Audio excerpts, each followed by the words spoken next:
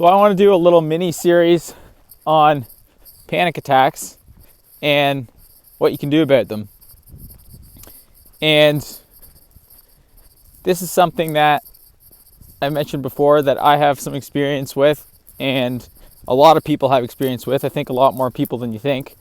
And if you don't have an issue with it, or if you haven't experienced it, then you might shrug it off and be like, oh yeah, like I had a panic attack. I didn't know what to order at the restaurant. And it's like, well, no, you might have had a moment of indecision or something like that, but you'll know if you have a real panic attack because they're not fun. And usually what happens is people are afraid of having one again. They don't know why they have the first one, and then they're afraid of it happening again. They become afraid of the feelings that they have. And that's actually what a panic attack is. It's like compounding fear of fear. So the first thing that happens is your body feels weird or something sets you off. Your flight or fight response is triggered by something, a real threat or maybe not a real threat. You're triggered, you're set off, you feel the fear, the fright, then you're afraid of the fear. It's like primary and secondary fear. And so what happens very quickly is, you're afraid that you're afraid that you're afraid. And that sounds silly, but that's kind of what happens, and it happens really fast. It happens faster than you can think about it and faster than you can control it. So before you know it, you're experiencing an extreme aversion to your body, to your mind, to your very circumstances that you're in. You're completely disconnected from the reality of where you are in the context of what you're doing, and you can't focus on anything but fear. You are zoomed in so closely to that feeling and to that experience that it consumes your experience, and you are stuck in that heightened compound fear. So this can happen pretty easily. A lot of times people think they've got some serious mental disorder or issue, or it's a terrible thing that it's happened, but it can happen pretty easily. You could go years, your whole life without having this, and then it could happen suddenly, kind of out of nowhere. Maybe a life circumstance or something like that happens, and it puts you in a spot where you experience this. But what happens is you're then afraid of it happening again. And as soon as you're afraid of it happening again, it starts making the calls, not you, because you can't help but be upset from time to time or triggered from time to time. But when the fear response is there, when it's learned, and when you're afraid of it, it's going to happen again, which is, it's like that old thing of not thinking of a pink elephant, right? If you're told not to think about that, all you're going to think about is pink elephant.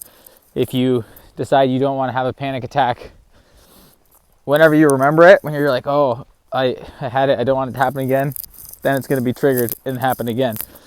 And it can get to be that way, that you just think about it, and that's all that happens, and you start. Or all you need to do is a change in the temperature, or change in someone's tone of voice, and suddenly you're triggered, you're having it again.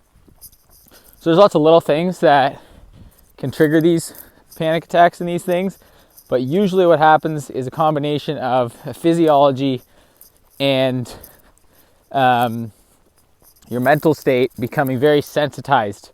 And what that sensitized means is that it's like, picture a string that's tightened a lot. If that string is tightened, you're going to be able to pluck it with your finger. It's almost going to make a sound. It's going to vibrate. It's going to have a reaction. Whereas if that string's loose, push it around with your finger, nothing's going to happen. It's just going to be loose there. It doesn't really matter. There's no reaction from the string. It just sits there. But if you wind that string up really tight and you start plucking on it, then you're going to get that reaction. So what happens is, both with our body and with our mind, we become sensitized. That string becomes tighter. We're afraid of it getting triggered. We're afraid of it getting plucked. But the thing is, it's so sensitive that it's out of our control. So it's going to happen. It's bound to happen because we've ended up in this spot where we're so tight. So the other thing that is at work here is, this doesn't happen overnight. This doesn't happen completely out of the blue like we think it might. There's a trail and there's clues along the way that led us to the point where this happens, and that's usually living under stressors of different kinds for some period of time, whether it's mental or physical, emotional. You're living under stressors that are slowly tightening this string, and you don't realize how close you are to having a panic attack. You know, you might have some anxiety, you might be upset about it, you know that, but you don't realize that this issue, whatever it is, has been tightening that string very slowly over, this could be years, it could be weeks.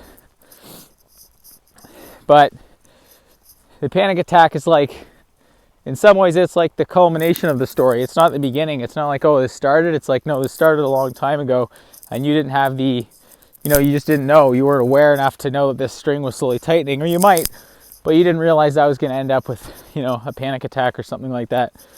So it's a cumulative effect, and you end up with that that highly sensitized state where you can be set off. The trouble is, we usually can't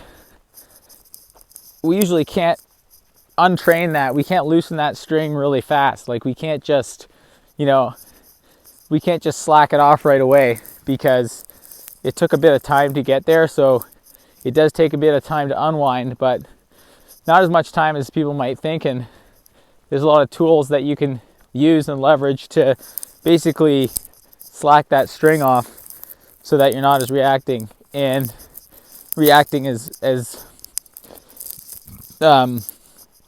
quickly and as intensely. And I remember, you know, sometimes, like, even a loud noise or a dog barking, something like that, it's like someone dropping a pot, you know, pots and pans, that sound, even something like that, you know, puts you into almost a panic attack if you're in that highly sensitized state and you're stuck there and you don't know how to get out of there. But what we're going to talk about in this little series is how you can slowly work your way out of there, and some pretty big interventions you can do to move yourself on different levels. It's not just about one thing.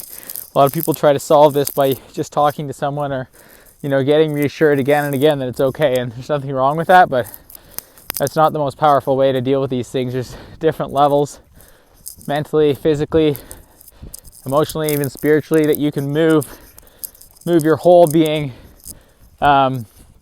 in a way that slacks this string off, and that makes the effects of these panic attacks, not only does it take away their effect, like we kind of talked about yesterday, not only does it take away that effect, but then it also puts you in a spot where you're not even afraid of them if they do happen. So that's the goal. That's what we want to move towards. And you can definitely you can take action on some things that are really going to make that happen a lot faster. So it seems like the end of the world when you're having this and when you're stuck in it.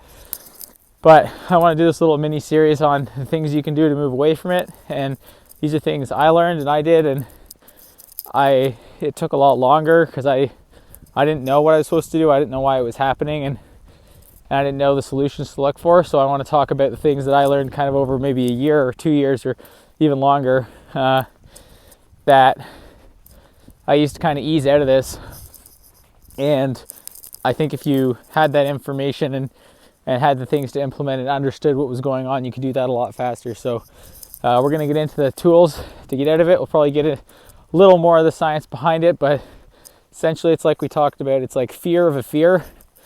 Because you're in that tightened state, the string's tight, and then, you know, it's getting triggered by anything that happens, and it seems like it's the worst thing in the world, and that there's all kinds of things that are wrong with you and all kinds of huge issues going on, and we're gonna talk about how to unwind that, how to bring some clarity in, and kind of slowly flip the switch back. So stay tuned for this little mini series. There'll be a few videos, and we're gonna help you out. Take care.